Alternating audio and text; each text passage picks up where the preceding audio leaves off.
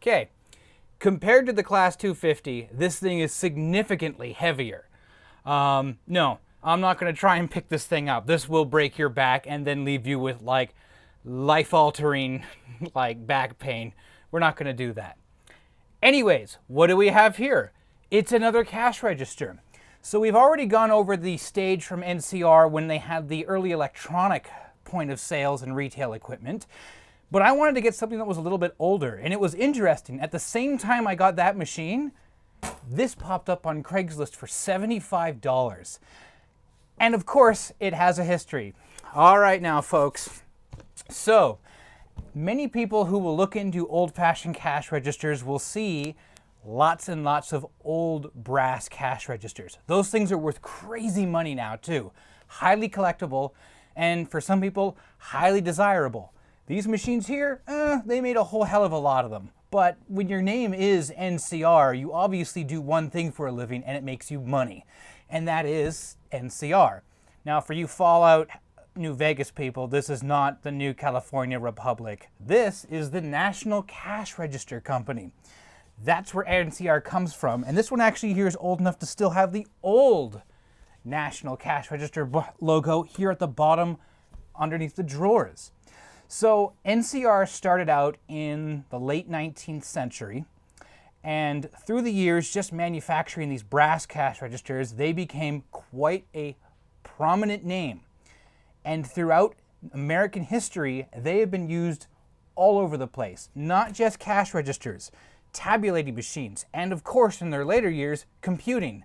I mean, there was other drama that happened outside of Dayton, Ohio, and within Dayton, Ohio itself, which for many decades, NCR basically owned the town, and everyone who worked in Dayton did something that involved NCR. This machine here is an example of the early 1960s. It's a fairly classic looking cash register with its buttons, its chrome, and its drawers, and it's extravagantly heavy. And adding to that weight there is that this is a very, very, very expensive machine. When you bought this, you spent a ton of money. Most stores and businesses didn't buy these, they rented them or they leased them. As a result, these can be reconfigured a little bit. Remember, this thing is not electronic in any regard besides maybe a light and an electric motor. The fact that it can store anything in memory, that's a mechanical memory. All of that is just this mind-blowing amount of gears and screws, and I have no idea how this mechanism works. And I really wish the people who had designed this kind of mechanism had won some sort of Nobel Prize, because I don't know how you could do that. It's a work of art inside of this thing. But I digress. This unit here, when I purchased it, came from a church in the East End of Vancouver. They had been using this as a prop for their pageants and stuff like that for quite a number of years. And when I got it, it pretty much looked the way it did right now, but it was completely seized. Now, it wasn't water damaged or moisture damaged in any way. It's more that the grease that was inside of this thing for decades upon decades had all frozen up. And all those tiny little intricate mechanical pieces that were inside of this thing were now all stuck. This required an insane amount of work to unseize. A rather amazing amount of disassembly went into this. A solvent wash went into this, and relubrication. It was kind of crazy. I didn't document any of that besides a couple of photos, but if you want a video of exactly how the hell this happens, look up here in the corner. There should be something here that just shows someone else dismantling, cleaning, and relubricating and bringing back one of these Class 52 machines back. But the idea here was that that church was not the original owner of this. It was the third owner that I can tell. There were two owners beforehand. It's interesting to note, like I said, these are so expensive and you could be leased or rented, they could be reconfigured. And the idea here is that when these were ordered, you could have them ordered to a specification specifically for you. And then when you were done with them and they went back to NCR, it would be reconfigured again. Now, reconfiguring one of these machines, it's not like with NCR's later products, you know, like this computer here, where it's reprogramming. Like when you were trained on how to service, reconfigure, and program these things, this was not like an open book course that you did at home, like a correspondence school or something like that. You applied to NCR. Odds are that you went to the NCR training campus or one of their satellite campuses. You were basically loaned out a cash register. All of your assignments involved that cash register. You had to display the functions. You had to they deliberately set up your machine so you had to troubleshoot it. And like your final test came down to, you would dismantle this thing, you would describe various components, you would align them, put them back together, and then you would demonstrate the full functionality of it, and bam, there's your certificate. You are now trained to work on a cash register. And many of these people were. That was their job. It was a well-paying job. So much so, however, that I find that 60 some odd years later, many of the people who service these now are either dead or they wish to never see one of these again because they've just been working on them for so long.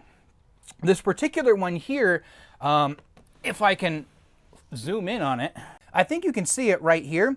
So this stainless steel bar at the bottom, this is actually the serial number. So 52D S105 1L CCX, and then it's scratched out right here. So this here, on its original configuration, was configured for something else, but then that got removed. The other options it has is SI, CS, TC, IC, and 21. I'll explain those here in a couple of minutes. But I want to know still where the heck this came from initially. The first thing I'm noticing is that this giant bar right here, this tan bar, this is called the grocery bar, or the grocery button, or the grocery motor button, but it actually says grocery on it, and that's been rubbed off. All these other buttons here, however, they look to be original. So one of the first things I had to do when I was cleaning it was I had to figure out how to get into the cash drawer and see if there was anything inside of it. I mean, it's always possible that there's something left inside of the cash drawers that's going to be kind of cool. You never really know. And as it turns out, there was things in the cash drawer that gave me its history. In one drawer, the top one here, I found a Canadian $1 bill. This bill is dated for 1973. These bills went out of circulation in the 1980s. I also found in here a Canadian quarter.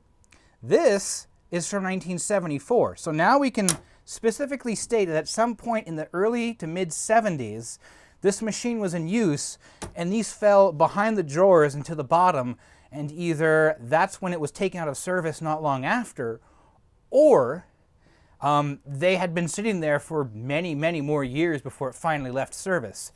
Other things I found in here besides pens and pads of paper was this little thing right here. This is the Blue Horizon Hotel, Vancouver's Hotel of Distinction, 1225 Robson Street, Vancouver, British Columbia. The phone number I can just kind of make out. I'm pretty sure it doesn't work now, 688-1411, and their telex number, which I'm pretty sure doesn't work now at all, 04507715. It's just the front cover of a book of matches. By the way, this place had a drive-in lobby, free parking, color television, extra large beds, refrigerators, remember when that was a feature and a fancy one, large patios, and a swimming pool. Okay, so we found some money in there, which dates this thing to the mid-70s. And we found this cover from a book of matches from the Blue Horizon Hotel. The Blue Horizon Hotel, for some history, was a rather lavish hotel in downtown Vancouver on Robson. In fact, for a number of years, it was the tallest building in the city of Vancouver. Like, it was a really nice place. It's still there, but that I can tell, no one at the Blue Horizon has been there long enough to remember this here. So maybe it's not from there. But then I found one other thing, not in the cash drawer, but inside the machine while cleaning it. This little piece of paper. right here. It's a faded blue slip, and I can just see the illustration of the Blue Horizon Hotel right here.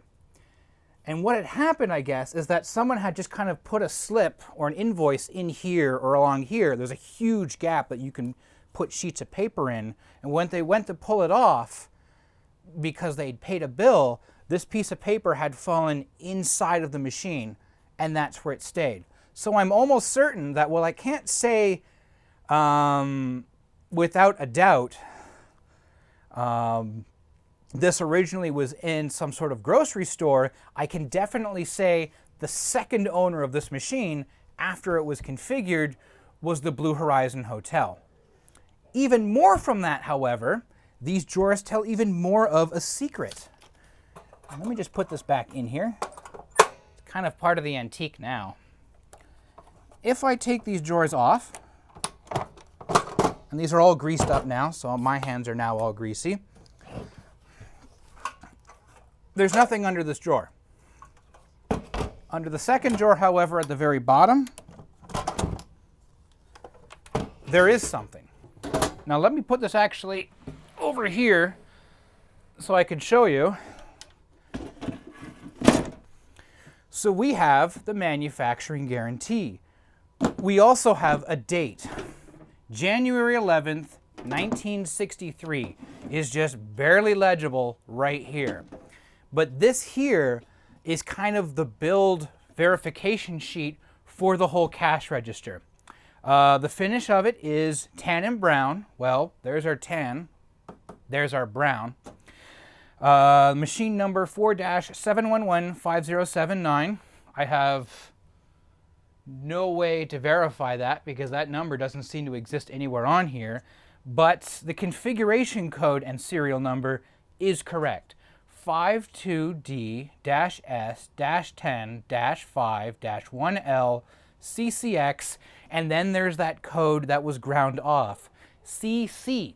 Now, I have managed to find myself part of the serial decoder tool for this, so it's kind of like a VinTag. We're actually listing off the various configuration. Everything up to the CCX is your base configuration. Everything after that is options. CC stands for change computation. So for whatever reason, this thing originally shipped with change computation added to the machine, and then it got removed when it went to the Blue Horizon. Why exactly? I'm not really sure.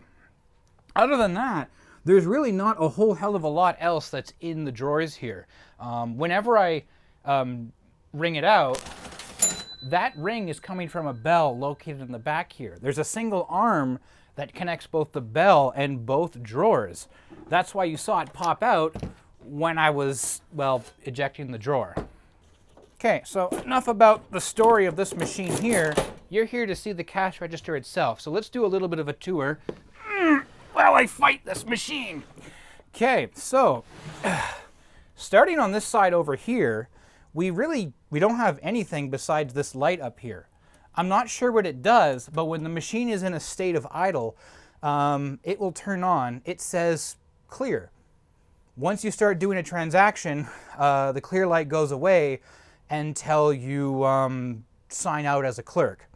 This little door right here just hides the fuse. That's all it does. I'm going to turn that light off, actually. The back of the unit itself is also pretty straightforward. This thing is really reflective.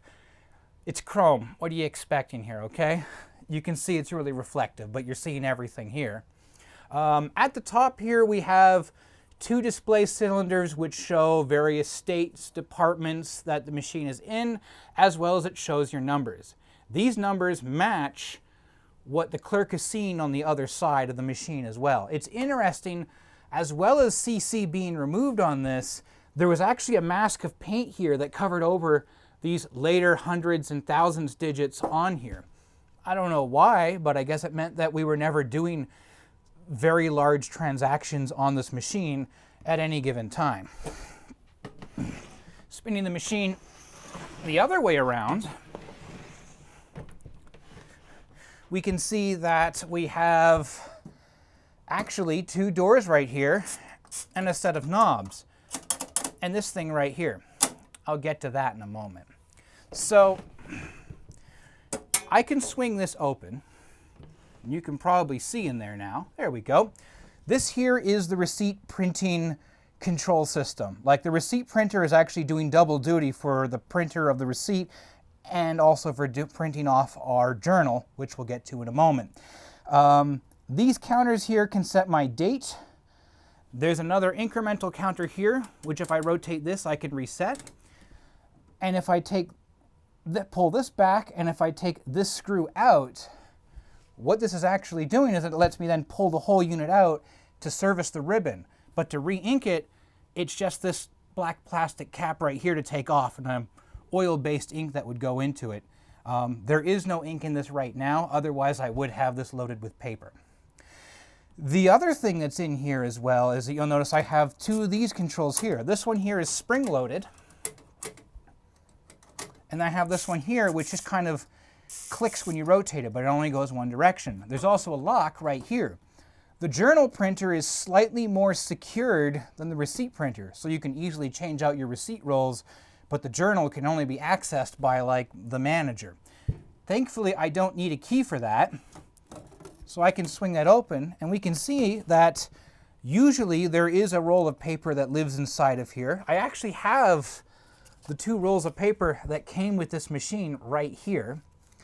They're basically, well, they're not actually the same. This one here is wider. This would be your journal roll, and that would go in here. And your receipt paper would go here and wind around and through. But you have this piece here, and this is just simply what holds the roll in. This here is spring-loaded so that when you first tension on for the journal and then close the door, it will release and then tensions itself. This little lever here just simply operates a spring-loaded tensioner here, allowing you to go back a little bit on this display here for the journal. Otherwise, that's about it. You get a good idea of what's going on mechanically inside already, and we're just starting. And then there's this thing right here. So it makes sense when I say that this thing is electromechanical. Really, the only thing electrical about this thing is the light, the switch for the light, the switch for the motor, and the motor. We don't need electricity to do any processing with this thing. In fact, all we need is a hand crank. I don't have the proper hand crank for this machine, so I made one myself. This thing right here. It's a little bit hacky, but it does work. This is how I unseize the machine, by the way. So I'm quite proud of this. But the idea, if I come over here, I've unplugged the machine now. You see that? Okay, so I will put the handle in there until it latches. So now it's in. And I'm just going to, in this case here, I'm just going to wring out the drawers again. But for any other task, it'd be basically the same. So I've hit it. The motor obviously didn't do anything. And if I turn the crank, it opens. See it again? And that's how you would run the machine, without any electricity. If you want electricity for it, it sure as hell makes it a lot easier for your arm. But other than that, not a whole hell of a lot had changed from those machines in the 1890s to the 1960s, besides the introduction of an electric motor and maybe a few ergonomic changes. That isn't to say that the front of the machine is where the real fun is, and there's been drastic improvements in that over the year as well. This is your standard looking cash register of the time. Let me describe what you're seeing here. So this is the receipt outlet port for where your receipt comes out for the customer. Again, this is the window here for your journal printer.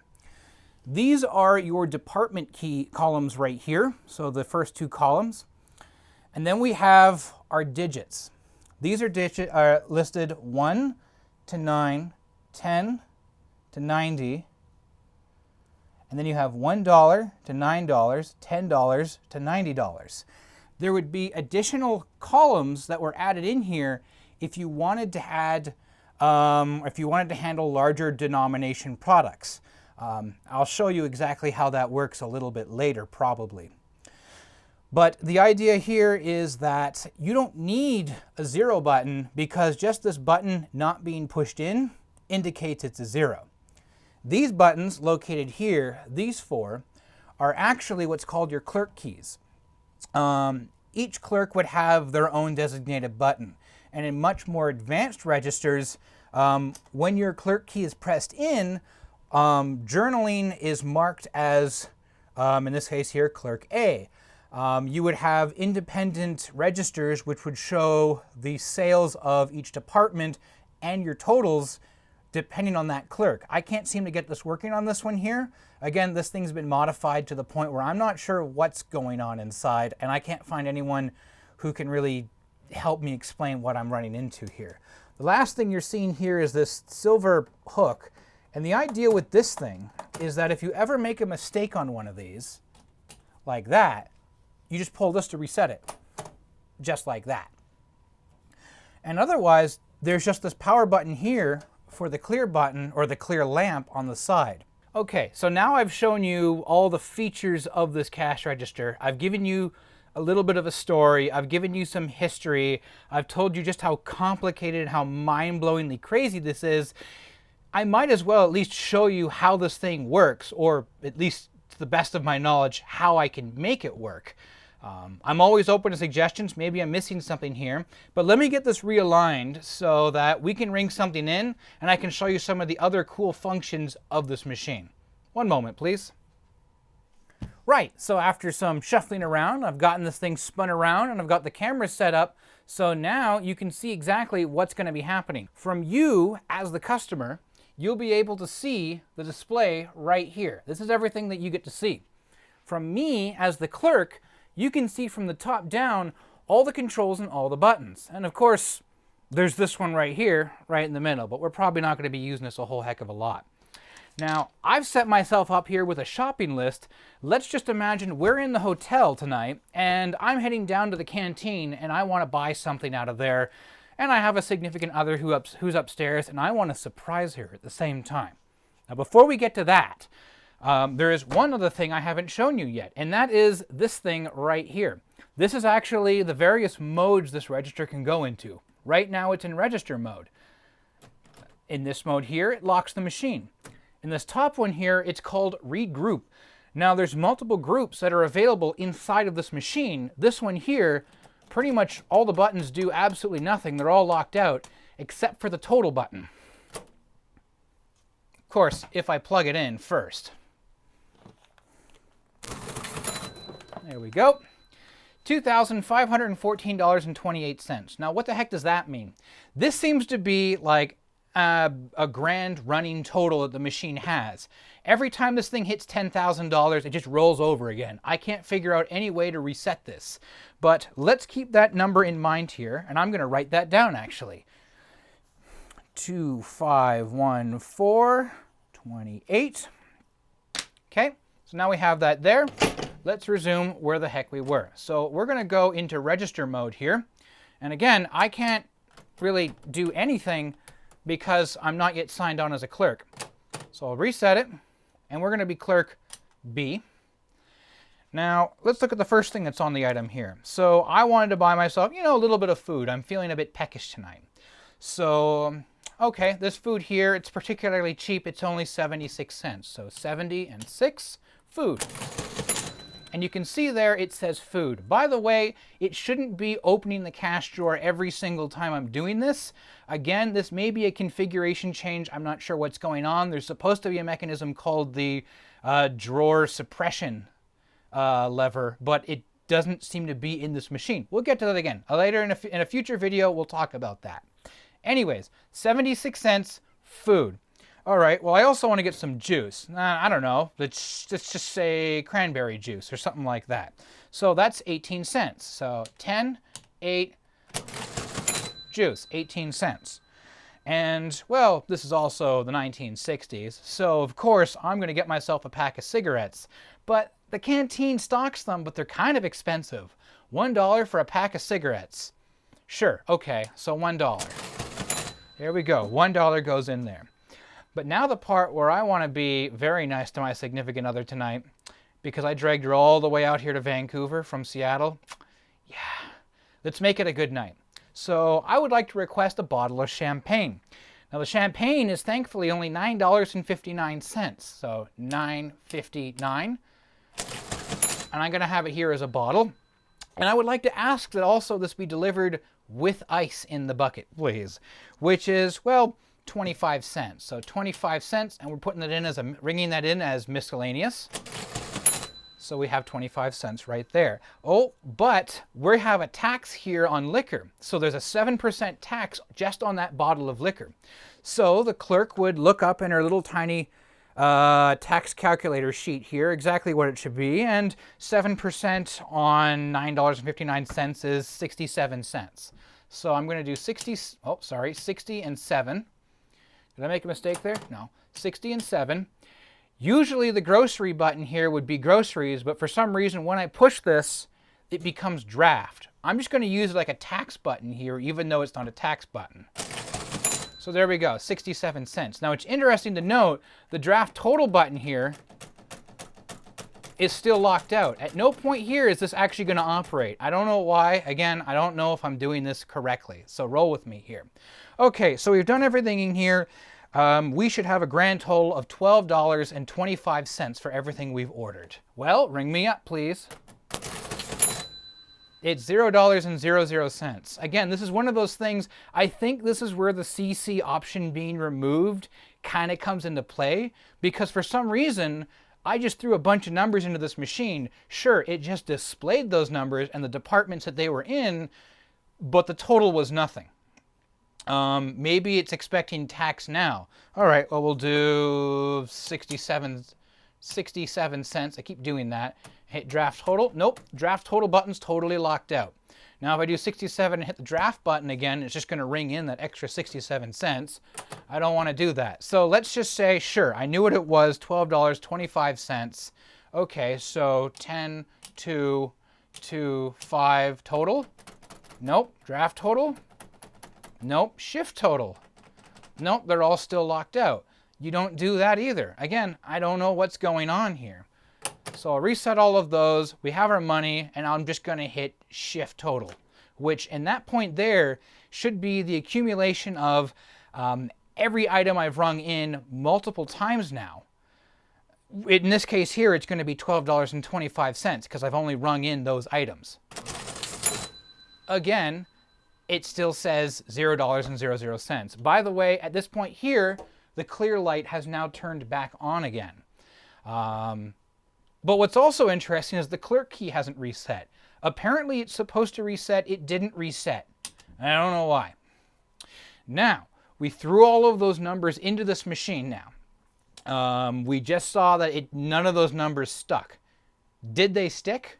Well, I'm going to go back to read group and hit total, $2,526.76. The price has gone up here, so it did actually see me entering in those amounts, and it saved it to the grand running total. Even more so, if I rotate this up to read row 2 and MBR, it's referring to row 1, which would be counters here, row 1 down here, and row 2 up here.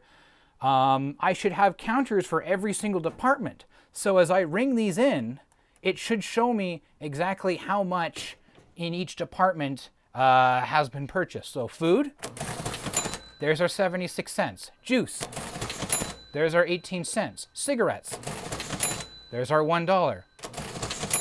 $9.59. There's our miscellaneous. And there's our draft. Our total is still 0. Our draft total still doesn't work. Our shift total still remains 0. Now, those ones I can actually reset. Those are interesting. If I move it to the very bottom one here, which is reset row 2 and MBR, I can hit food, 76 cents, like I said. But if I hit it now one more time, because the idea is that you push the button, you write it down, and now that we've done that, it's reset it, it's cleared the register.